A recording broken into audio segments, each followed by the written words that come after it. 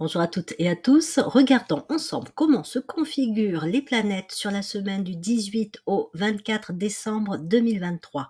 Le changement marquant, celui sur lequel je vais particulièrement m'arrêter, est le passage du Soleil en Capricorne qui va se faire le vendredi 22 décembre.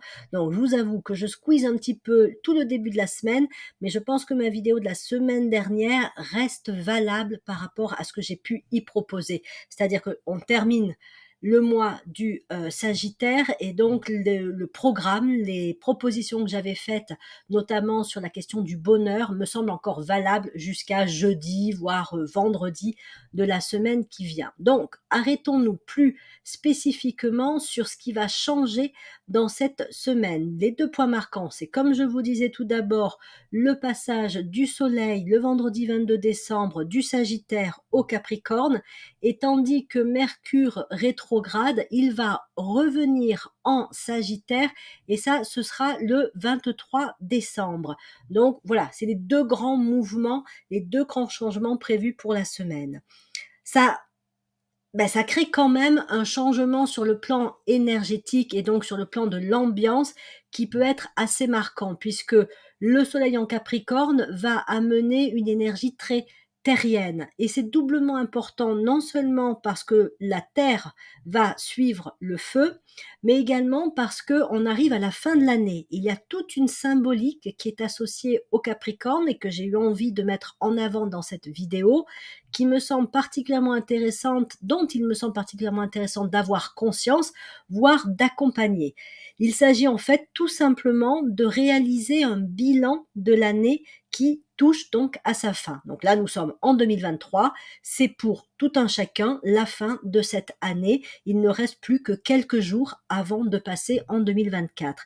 Le Capricorne a cette particularité, ce côté unique de ce signe, qu'il est donc à cheval sur 2 années.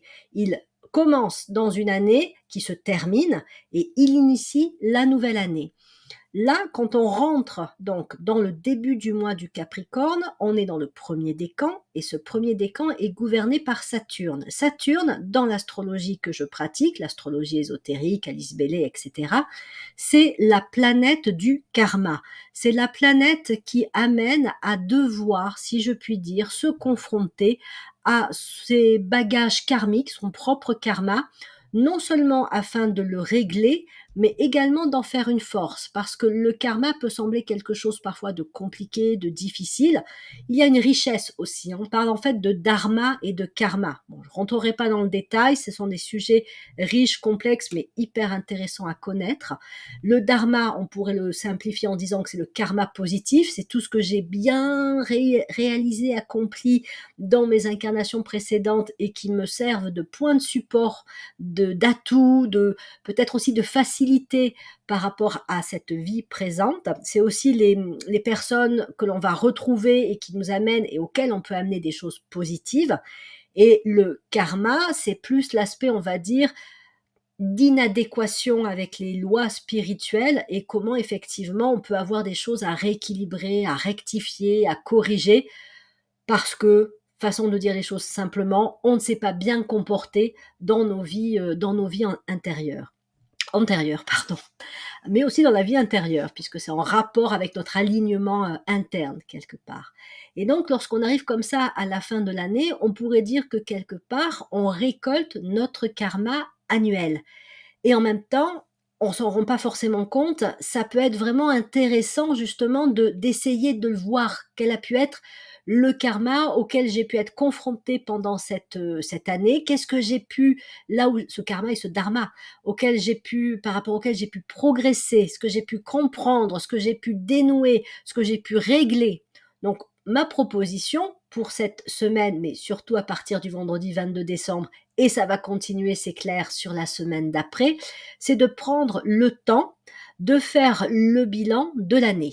Donc, je vous propose ici quelques questions un petit peu essentielles, des questions qui favorisent l'analyse, l'introspection, la prise de recul.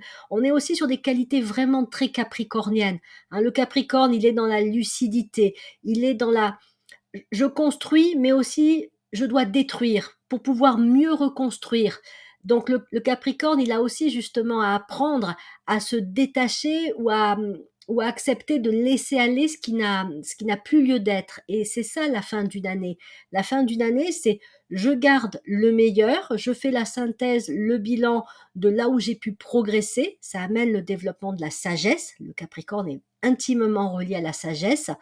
Mais je vois aussi là où j'ai peut-être terminé des choses, où j'ai des bagages à déposer. Et donc, je me prépare en ou renonçant ou me débarrassant de ce qui n'a plus lieu d'être, de ce qui pourrait m'encombrer si je le gardais pour l'année suivante. Il y a une symbolique qui est, à mon sens, très belle et très intéressante à étudier quand on cherche à comprendre le Capricorne. C'est la tradition japonaise d'Osoji qui consiste en fait à faire un grand ménage de fin d'année. Ce ménage a deux utilités. Une utilité purement physique, on nettoie parce qu'on a besoin aussi de nettoyer, mais sa symbolique est plus importante encore. C'est vraiment l'idée de se défaire des saletés accumulées pendant l'année, se défaire des choses qu'on ne veut plus. Donc il y a aussi non seulement un ménage, mais un grand tri qui peut être fait. Quels sont les objets dont on n'a plus besoin, qui là aussi pourraient nous encombrer si on les conservait. Et donc, comment je me prépare à accueillir la nouvelle année? Osoji, c'est vraiment une tradition japonaise, mais on va la retrouver aussi dans d'autres pays pour lesquels le nouvel an n'est pas fêté là pendant la période du Capricorne. C'est le cas notamment de la Chine qui fête le nouvel an. Eux, ils sont sur un calendrier lunaire, donc en général, c'est plutôt au printemps. Et puis avec donc le bélier qui est aussi un signe de renouveau, mais leur tradition consiste également à se défaire, à épurer quelque part. Donc Capricorne, fin d'année, préparation au début de la nouvelle année. Donc temps de bilan, en tout cas pour les premiers jours de ce mois du Capricorne. Et Saturne peut nous y confronter très concrètement, c'est-à-dire que l'on fasse ce travail en conscience ou qu'on ne le fasse pas en conscience, peut-être que des événements pourraient se produire, même un peu avant le vendredi 22 décembre, qui nous amèneraient à voir, voilà, sur quoi on a pu avancer pendant cette année, qu'est-ce qu'on a pu résoudre, mais qu'est-ce qui est encore peut-être encombrant.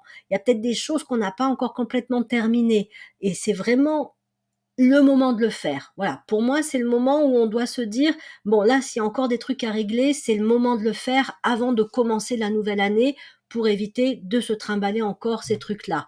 Peut-être que j'ai besoin de dire quelque chose à quelqu'un, peut-être que j'ai besoin de m'engager dans une action ou de poser un acte concret fort, peut-être que j'ai besoin aussi de prendre conscience d'un comportement que je dois arrêter pour pouvoir mieux manifester mes capacités, mes qualités, etc. Peut-être que j'ai besoin de réorganiser mon rapport à l'argent. J'étais peut-être déjà en route pour ça, mais là, c'est vraiment le moment d'acter le changement que je veux apporter dans mon rapport à l'argent. Ça peut être juste aussi une question de conscience. Si j'ai encore un rapport à l'argent qui est compliqué, mais que derrière, j'ai une image pas toujours très valorisante, très positive de l'argent, peut-être qu'effectivement, j'ai du mal à attirer l'argent de façon sereine dans ma vie. Bon, peu importe les domaines, chacun d'entre nous avons notre propre bilan à faire. Donc, regardez aussi à partir de la fin de la semaine s'il n'y a pas des événements, que ce soit relationnel, que ce soit professionnel, pour que ce soit familial, que ce soit encore une fois en rapport avec l'argent, des décisions à prendre, qui justement remettraient un petit peu sur le devant de la scène là où on en est sur un certain karma à régler ou sur des histoires à conclure, à terminer. Voilà, donc soyons un petit peu tous vigilants. Quels que soient nos signes astrologiques, on est concernés évidemment tous par ce travail-là. La qualité, le type de karma sera différente des uns chez les uns et chez les autres. Pour ça, je vous invite à aller voir où se trouve Saturne dans votre thème de naissance. Et parce que actuellement Saturne est en Poisson, il invite de toute façon à épurer, à se libérer le plus possible de ce qui entrave l'expression de nos grandes et belles qualités. Donc c'est le moment de conclure au mieux une année. Évidemment, il y a aussi, comme je vous disais, la part de dharma, c'est-à-dire la reconnaissance de ce qu'on a pu bien faire. Et pour ça, il faut pas hésiter à certains moments à s'auto-féliciter en disant, ben oui, dans cette année, j'ai traversé telle période qui était un petit peu délicate, où j'ai posé tel acte, j'ai pris telle décision qui n'était pas facile pour moi, mais franchement, je suis fière de moi de l'avoir fait. Donc, ne pas hésiter aussi à, si je puis dire, un petit peu s'auto-féliciter, hein, reconnaître que c'est pas forcément toujours évident de traverser une année. Il peut y avoir des événements super, mais il peut aussi y avoir des périodes difficiles, délicates. Donc de pouvoir se dire, là, voilà, j'ai su tenir bon, ou j'ai su progresser, j'ai su relever tel défi, relever la tête aussi face à telle épreuve. Ça aussi, c'est des éléments pour lesquels on peut être fier de soi et reconnaître notre capacité justement à faire aller de l'avant. Mars en Sagittaire peut justement un peu stimuler ce désir de continuer à progresser, aller de l'avant. Mais attention quand même à l'impatience. Moi, je dis souvent lorsque je fais des consultations astrologiques pour des personnes qui ont des signes de feu notamment, et c'est avec Mars en Sagittaire, on peut être tous impactés, mais alors particulièrement les personnes qui ont des signes de feu, attention à l'impatience, attention à ne pas mettre la charrue avant les bœufs. Quand on a des phases où il s'agit de régler des choses avant de pouvoir en initier de nouvelles, ne pas se précipiter à vouloir commencer quelque chose de nouveau, que ce soit un projet, un changement dans sa vie, tant qu'on n'a pas réglé au maximum, je ne dis pas en totalité, mais ce qui pourrait entraver la réussite à initier quelque chose de porteur et de bénéfique pour ce qui va venir. C'est comme si on voulait démarrer la nouvelle année avant d'avoir conclu celle qui se termine. Et c'est ça aussi un petit peu la leçon du Capricorne. Donc Mars en Sagittaire peut être bénéfique pour nous donner encore de l'énergie et faire qu'on termine l'année non pas sur les rotules, mais voilà, avec quand même une volonté, un dynamisme pour entamer la nouvelle année, mais ne pas se précipiter à vouloir déjà mettre en route des choses. D'abord, conclure, faire le bilan, voir vraiment là où on a pu évoluer, et puis voilà, clore l'année le mieux possible. Mercure en Sagittaire peut aussi nous éveiller à des nouveaux projets. Quels pourraient être les projets un petit peu clés de l'année 2024? Alors évidemment, on n'aura pas toutes les idées en début d'année, puisqu'il faut bien que l'année progresse pour qu'on voit un petit peu quels pourraient être d'autres projets ou des envies qu'on pourrait concrétiser, mais n'empêche que c'est une configuration, et j'en parlais dans d'autres vidéos quand Mercure était déjà en Sagittaire, qui est propice à l'intuition, qui est propice à la réception d'idées un peu nouvelles, un petit peu, même qui pourrait avoir quelque chose de différent de ce qu'on a eu jusqu'à présent.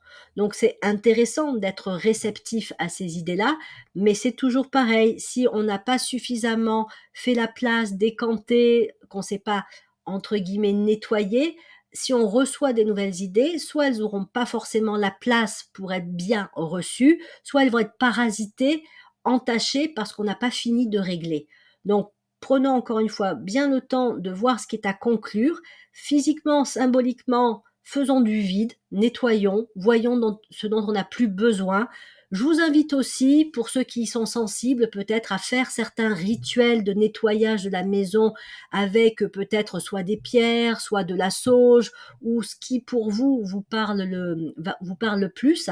Ne commencez pas avant le vendredi 22 décembre parce qu'il faut effectivement qu'on soit dans ces énergies-là. Mais voilà, à partir de cette date-là ou même jusqu'à encore une fois la fin de l'année, on peut aussi faire des rituels comme ça de purification, de nettoyage des énergies dans la maison autour de soi qui ont pu être celles de 2023 et qui ont pu être aussi bénéfiques, mais qui n'empêchent, doivent laisser la place aux nouvelles énergies, celles de 2024. Quand on pratique aussi la numérologie, on tient compte du fait que chaque nouvelle année, il y a un nouveau cycle qui démarre. On pourrait dire qu'il y a 2 temps de démarrage de cycle, c'est quand on change d'année et c'est quand on a sa nouvelle révolution solaire. Donc ça, c'est par rapport à sa date d'anniversaire. C'est vraiment 2 moments dans l'année où on pourrait dire que les énergies, quelque part, elles switchent, il y a un changement. Donc voilà, ça peut être vraiment intéressant de conclure, de vraiment solder, comme on aurait des comptes à solder avant de démarrer la nouvelle année, pour pouvoir se préparer au mieux à accueillir l'énergie, les énergies de l'année 2024 avec à son tour tous les défis, les possibilités d'évolution qu'elle va pouvoir mettre sur notre route. Voilà, c'était ma proposition pour cette vidéo de la semaine du 18 au 24 décembre 2023. Il ne me reste plus qu'à vous souhaiter une semaine de bilan, une semaine de synthèse, une semaine de conclusion. Ne pas vous précipiter, hein, ça peut prendre du temps de faire ce travail-là. Et puis, je vous proposerai dans la prochaine vidéo la poursuite de ce travail avec d'autres façons peut-être d'aborder le travail de conclusion et de se préparer à la nouvelle année. Je vous remercie de votre écoute et vous dis donc à bientôt pour de prochaines vidéos de psychoastrologie.